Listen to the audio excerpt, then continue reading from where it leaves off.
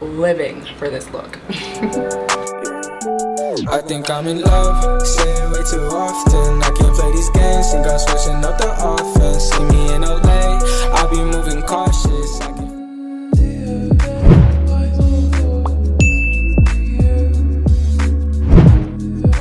Hey beauties, it's Chantel back with another video. If you're new, welcome, and if you're oldie but goodie, welcome back. So y'all know I'm trying to get back in my makeup bag. So I decided to do, well, it was supposed to be a soft look, but as you can see, it's not soft at all. But yes, if you do like this look, please continue to watch, and it's for always and forever. Stay blessed and peace and love.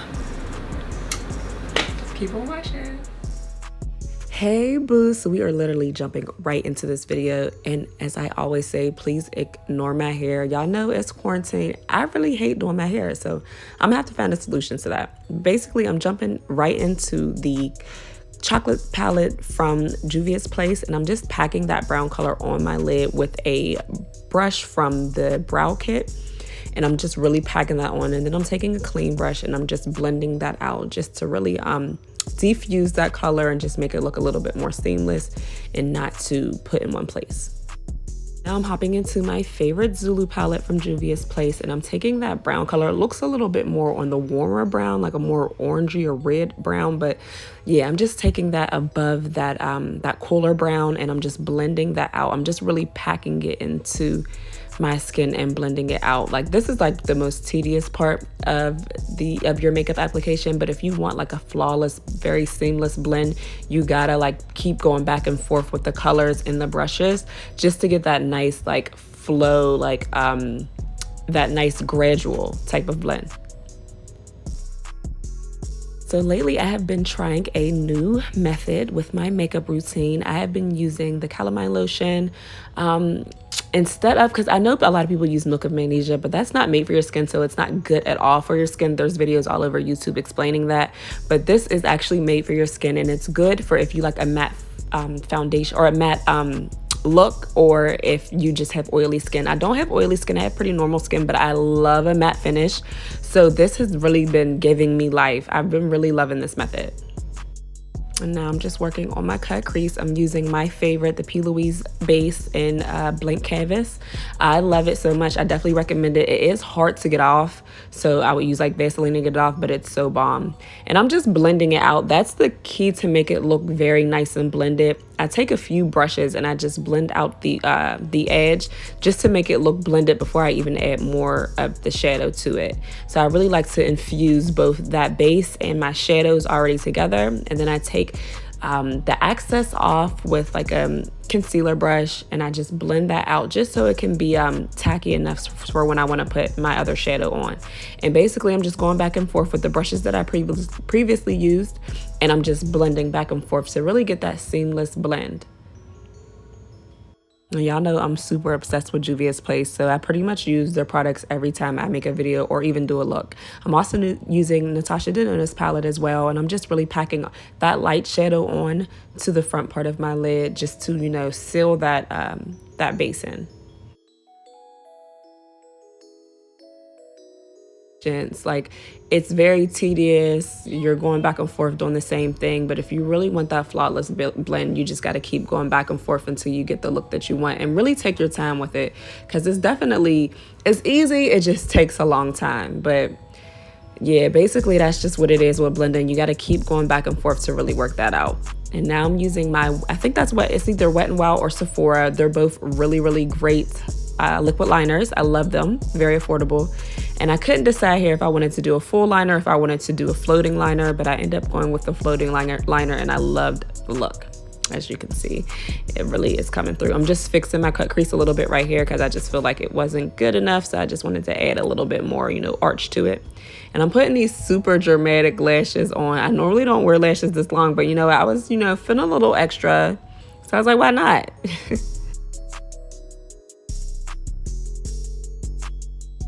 And as y'all can see, the second I popped them lashes on, I started feeling myself. This is the time of the video where, you know, you really start feeling yourself. You got your lashes on, the look's coming together.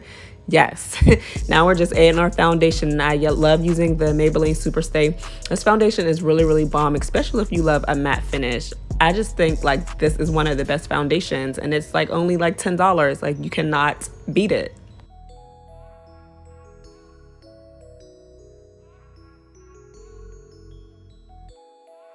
I know it looks like I'm like pounding like so much makeup on my face right now, but honestly it's about maybe a half, or no, 2 pumps.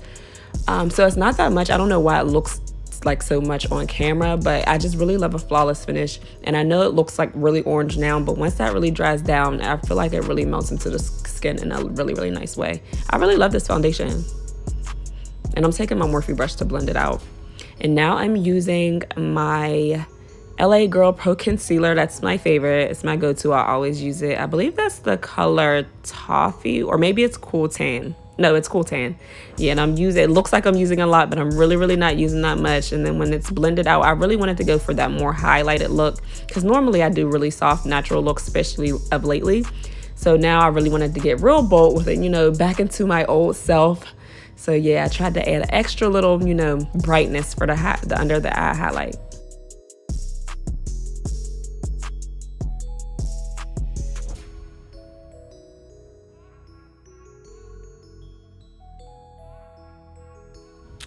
And I don't know if you guys tried the Mercier translucent powder in honey, but it's so bomb. I use all of her powders. Like, they're top notch. Like, I love them. They're so finely milled, and they don't make you look chalky, or they don't give me any flashback. I don't bake, but I do set it pretty good into my skin.